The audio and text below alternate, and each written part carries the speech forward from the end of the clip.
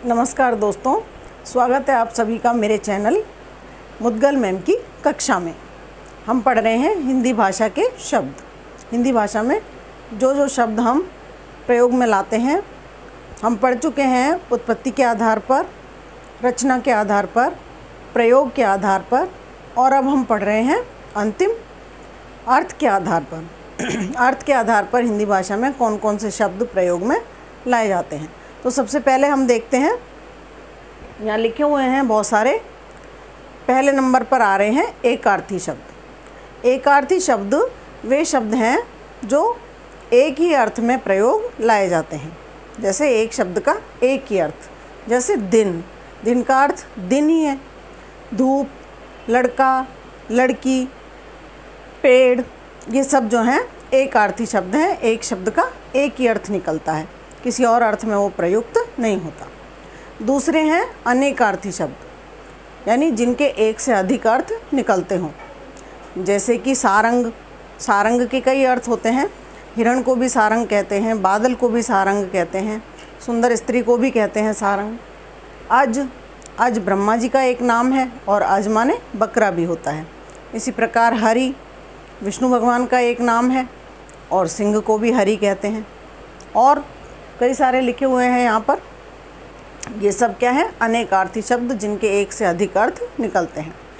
तीसरे नंबर पर आते हैं पर्यायवाची शब्द। ऐसे शब्द जिनका एक ही शब्द के कई सारे पर्याय हों, यानी बहुत सारे शब्दों का एक जैसा ही अर्थ निकलता हो, एक जैसा नहीं बल्कि एक ही अर्थ निकलता हो, तो वे पर्याय कहे जाते हैं। जैसे कि अग्नि का पर्याय आग, दहन, पावक, अनल, कृशाणु, ये सब अग्नि के पर्याय हैं। ऐसे ही कमल के पर्याय जलज, पंकज, नीरज, सरोज, वारिज, और बहुत सारे पर्यायवाची आप लोगों ने पढ़े होंगे।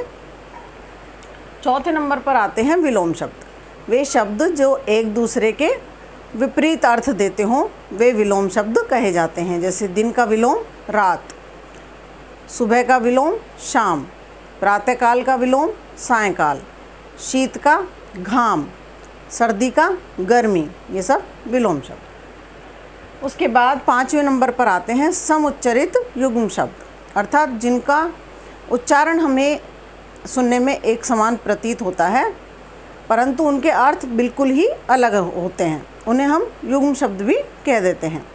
जैसे कि अली और अली, अली माने भंवरा और अली माने सखी। ऐसे ही आदि और दत्त हो जाना किसी कार्य की। तो ये हुए समान उच्चारण वाले परंतु भिन्न अर्थ वाले युग्म शब्द। उसके बाद आते हैं छठे नंबर पर वाक्यांश के लिए एक शब्द। एक ऐसा शब्द समूह या ऐसा वाक्यांश जिसको हम एक शब्द में बोल सकें, वहाँ ये शब्द आते हैं। जैसे कि जो कभी टले ना, अर्थात अटल। जिस तक जाना संभव ना हो या जहाँ जाना संभव ना हो, अगम्य। जो दिखाई न दे, अगोचर। तो इस तरह से और भी शब्द हैं। उसके बाद आते हैं सातवें नंबर पर समानार्थक प्रतीत होने वाले परंतु भिन्नार्थक शब्द, यानी कि जो हमें उच्चारण वगैरह तो बिल्कुल अलग है ही उनका, लेकिन हम उन्हें समानार्थी समझ लेते हैं परंतु वास्तव में भिन्न भिन्न अर्थ रखते हैं। जैसे कि अस्त्र और शस्त्र। अस्त्र फेंक कर चलाया जाता है और शस्त्र हाथ में पकड़ कर चलाया जाता है। जैसे तलवार, लाठी, भाला। भाला तो फेंक कर चलाया जाता है। तलवार, लाठी, चाकू, छुरी, कटार, बगनखा, ये सब शस्त्र हैं। और भाला, तोप की गोली, बंदूक की गोली, तोप का गोला, धनुष बाण, ये सब अस्त्र हैं। ऐसे ही अधर्म और अन्याय।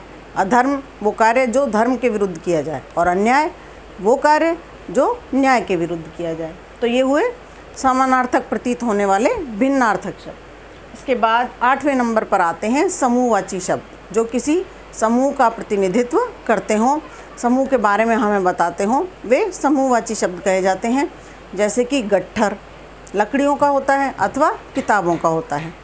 भेड़ों का गट्ठर सुना है कभी? नहीं, भेड़ों का रेवड़ होता है। भेड़ बकरियों का रेवड़ होता है। ऐसे ही गिरोह सुना है कभी कि पशुओं का गिरोह जा रहा था? नहीं, गिरोह चोर, डाकू, माफिया, इनके गिरोह होते हैं। तो ये हुए समूहवाची शब्द। और अंत में आते हैं ध्वन्यार्थक शब्द, जो किसी ध्वनि के कारण उस चीज़ से जोड़ दिए गए। जैसे कि मिमियाना, बकरी मैं की आवाज़ करती है इसलिए बकरी की आवाज़ को मिमियाना कह देते हैं, परंतु बाघ की आवाज़ को मिमियाना नहीं कहते, गुर्राना होता है बाघ का। या गाय की आवाज़ को मिमियाना नहीं कहते, गाय का रंभाना होता है। ऐसे ही कड़कना, बिजली की आवाज़ को कड़कना कह देते हैं, आकाशीय बिजली जो आवाज़ करती है। या खटखटाना, दरवाज़ा खटखटाना, दरवाजे के साथ ही जुड़ा हुआ है, क्योंकि लकड़ी के दरवाजे को जब बजाया जाता है खोलने के लिए तो खटखट की आवाज़ आती है, तो वो हुआ खटखटाना। ऐसे ही खनकना, चूड़ियाँ खन खन करती है या फिर सिक्के खन खन करते हैं। हिन हिनाना, घोड़े की आवाज़ है, हिन हिन करता है वो, तो घोड़े का हिन हिनाना। तो समझ में आया आपको? 9 प्रकार के शब्द हम अर्थ के आधार पर हिंदी भाषा में प्रयुक्त करते हैं। आशा करती हूँ आपको अच्छा लगा होगा। अगले वीडियो में शीघ्र ही आपसे फिर मुलाकात होगी, तब तक के लिए आज्ञा दीजिए। नमस्कार।